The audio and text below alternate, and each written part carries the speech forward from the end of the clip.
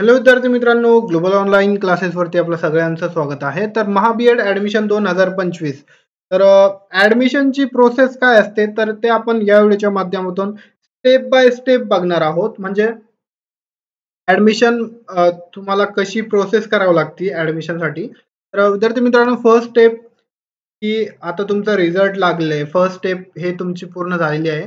तर तुमचा रिझल्ट लागलाय, तुम्ही सगळे क्वालिफाईड झालेले आहे एक्झाम आणि मी तुम्हाला सांगितलं तर पासिंग मार्क आहे, तर एक जरी मार्क असला तर तुम्ही क्वालिफाईड होऊन जातात. बट ॲडमिशनसाठी तुम्हाला जास्त मार्क लागत असतात. जसे की 40, 50, 60 असे मार्क तुम्हाला लागतात नॉर्मली. ज्यांना गव्हर्नमेंट कॉलेजेस पाहिजे असेल तर त्यांना 70च्या पुढे, 80च्या पुढे असे पर्सेंटाइल पाहिजे.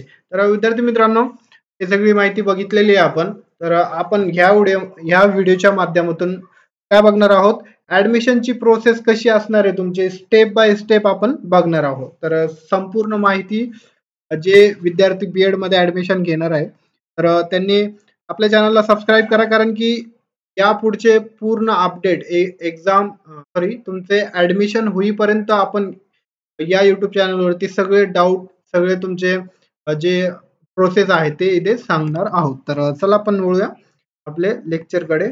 तर पहिला काय ऑप्शन असतो तुमचा, आता रिझल्ट नंतर काय प्रोसेस असते, जस्ट प्रोसेस काय काय असते रिझल्ट नंतर. रिझल्ट नंतर तुमची प्रोसेस असते कॅप रजिस्ट्रेशन. तर कॅप रजिस्ट्रेशन हे स्टार्ट होऊन जातील तुमचे सेंट्रलाइज ऍडमिशन प्रोसेस.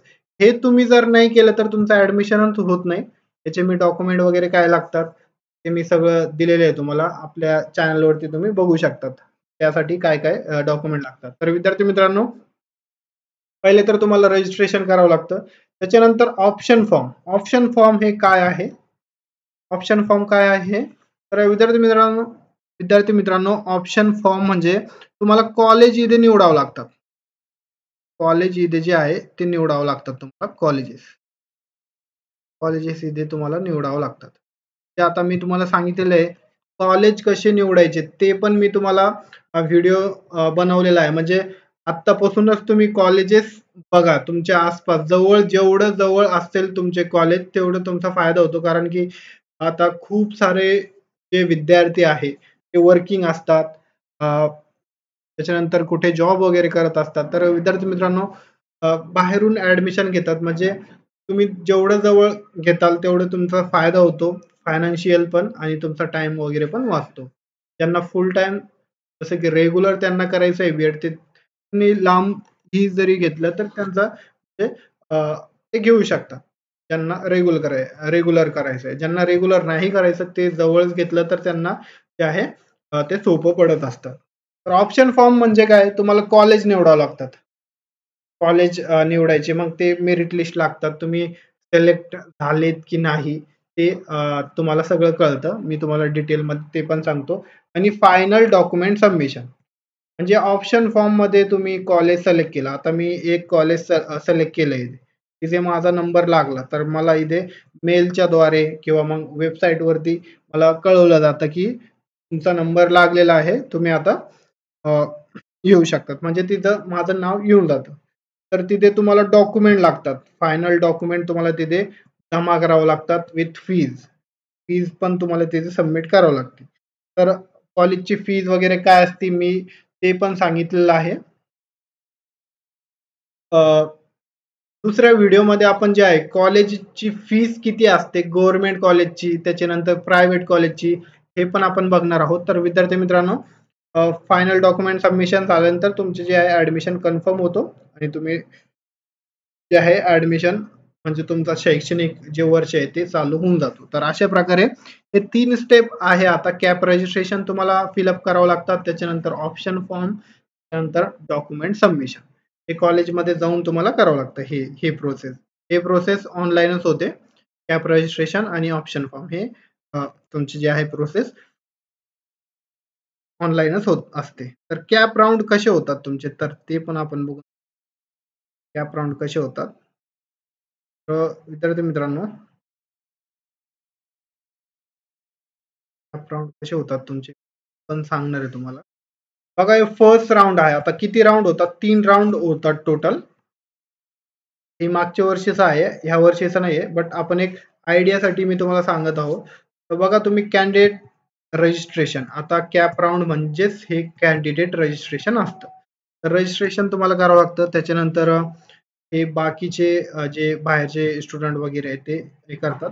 त्याच्यानंतर स्क्रुटिनी म्हणजे डॉक्युमेंट व्हेरिफाय होतात तुमचे. ते जे CET सेल आहे, कॉलेजेस वगैरे आहे, तर ते तुमचे डॉक्युमेंट व्हेरिफाय करत असतात. जर तुमचे डॉक्युमेंट इनकम्प्लीट असेल तर तुम्हाला इथे रिजेक्ट केलं जातं. म्हणूनच तुम्ही जे डॉक्युमेंट वगैरे ते क्लिअर ठेवा आत्तापासूनच. त्याच्यानंतर डिस्प्ले ऑफ अल्फाबेटिकल मेरिट म्हणजे विद्यार्थी मित्रांनो तुमचे नाव वगैरे चुकलेले असेल तर तरी पण तुमचे जे आहे रिजेक्ट होतात. तुम्हाला ॲक्युरेट इथे माहिती भरावी लागते.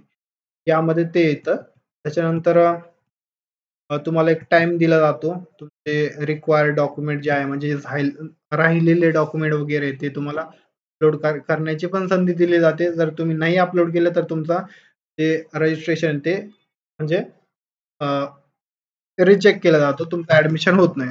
त्याच्यानंतर इथे फायनल मेरिट लिस्ट लागते आणि अलोकेशन ऑफ राउंड म्हणजे तुम्हाला कॉलेजमध्ये इथे बोलवलं जातं ॲडमिशनसाठी. तर candidate report to allocated college and seek the admission for round first. तर विद्यार्थी मित्रांनो इथे बघू शकता तुम्ही फर्स्ट राउंडमध्ये इथे विद्यार्थ्यांना बोलवलं जातं. त्याच्यानंतर आता काय होतं दुसरा राउंड पण स्टार्ट होतो. फर्स्ट राउंडमध्ये बऱ्याचशा स्टुडंटचा नंबर लागतो, बट काही विद्यार्थी ते घेत नाही, ॲडमिशन घेत नाही. त्याच्यानंतर काही कॉलेजेसमध्ये जास्त प्रेफरन्स येत नाही.